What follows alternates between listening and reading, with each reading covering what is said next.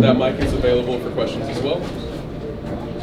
All right, thank you. Thanks for coming. It's a very important win for us. This was like our ACC, SEC challenge. Because we're new to the league, we weren't able to play in it this year, so we felt like this was our SEC, ACC challenge. It was great on a neutral court against a very good LSU basketball team. You trailed by 6 at halftime, and then you outscored LSU by 16 in the second half. What changed? Defensively, we played much better in the second half, and on offense, we shared the basketball. I thought our offense in the first half, the ball was sticking too much. We had open guys, just weren't getting the ball to the right player at the right time. We held on to it. We took some tough, bad shots and enabled LSU to get out in transition in the first half. We did not play well offensively at all in the first half, not like we've been doing all season. And in the second half, we shared the ball and ended the game with 20 assists. So very proud of our players for learning something in that first half and coming out in the second half and playing team basketball. Is some of that, is that a halftime adjustment, or is that just kind of reiterating the game plan at halftime a little bit? Well, I don't raise my voice very often, but sometimes you have to get your team's attention, and so they came out and executed and played together on both ends of the floor, and I thought our team played outstanding basketball for a full 20 minutes. What did you see from your team in matching their physicality, especially in front court? Well, they're hard to guard because they're so athletic, and they're big guys, crash the boards, and we just tried to keep bodies on them, and then we did a pretty good job rebounding the ball. We out-rebounded them, especially in the offensive end. Had 13 offensive. Matt Cross had 16 rebounds, which is a lot. So it's LSU's an outstanding basketball team. They have some really good wins already this season, and we knew it would be a tough game for us, and it was. You mentioned Matt Cross, 16 and 16. Is it getting to the point where he doesn't surprise you anymore? And what else can you get out of him? What else can you ask of him? Well, he's playing great basketball. He started this season, he was injured. He hurt himself the first play of the first game. I remember that, but had a serious back injury for about 2 weeks, and then it took him another 10 days to come back. And in the meantime, we played some games, and he just wasn't very effective. And since that time, once he's been back, he's in much better shape condition-wise. He's extremely tough, as you see. His wall up in transition where Chess came down, was going to dunk the ball, and he stood there and took the contact, and the ball went out of bounds. That's a big-time basketball play. That's just toughness, and that was a big part of the game. The ball went out of bounds, they get the ball back, but just to stand there and take that contact when a guy's coming full speed at you is impressive.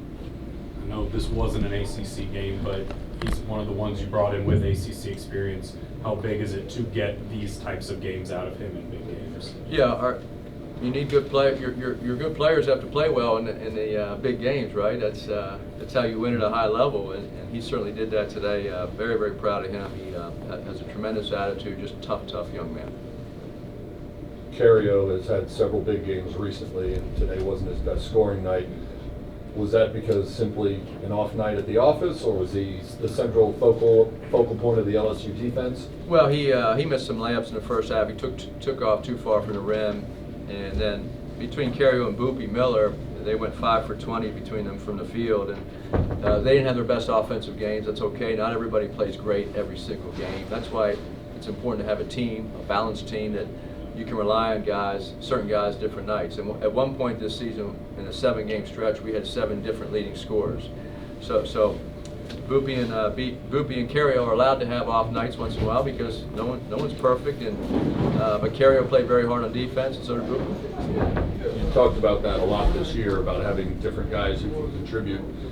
What does it tell you about your team, though, if both of those guys can have an off night and you still beat a team as good as LSU? Well, I think in the Virginia game we had over 30 points from our bench. Tonight we had 21 from our bench. So there's not a lot of separation. I thought Keon Ambrose Hilton came in the first half, gave us great minutes, played about 8 minutes in the first half, and then Jerome Colbert in the second half was terrific. He played almost 7 minutes, and he changed the game defensively on the ball screens, his activity, and so a lot of our guys don't have to score to help us win.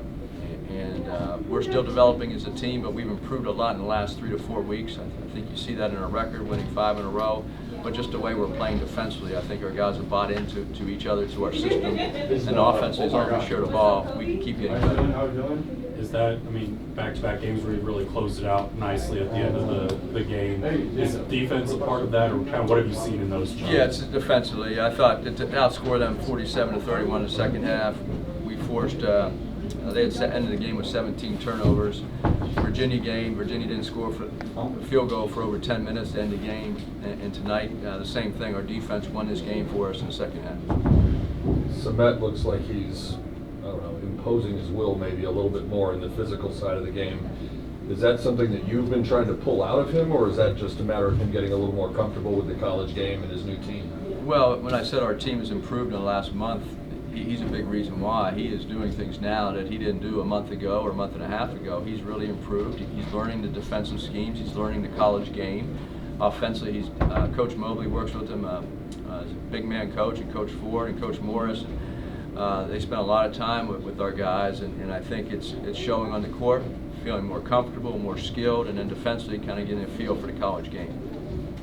And then just for you, next is the first ACC road game for this group. Just kind of what are the expectations of now league play on the road? Well, we came here to compete in the ACC, and we have a chance. We're 1-0, and now we have to go on the road next week. We have final exams. Our players have to do something they probably don't enjoy, and that's study and take final exams. But they're going to hopefully do a pretty good job. And then we have to go on the road at Boston next Saturday, and Matt Cross is from that area, so it'll be a homecoming for him. And what a great way to have 16 and 16 on your way up to home, and hopefully he'll play like that up in Boston College. Anything else? Thank you. Thank you, guys. Thanks, Ed.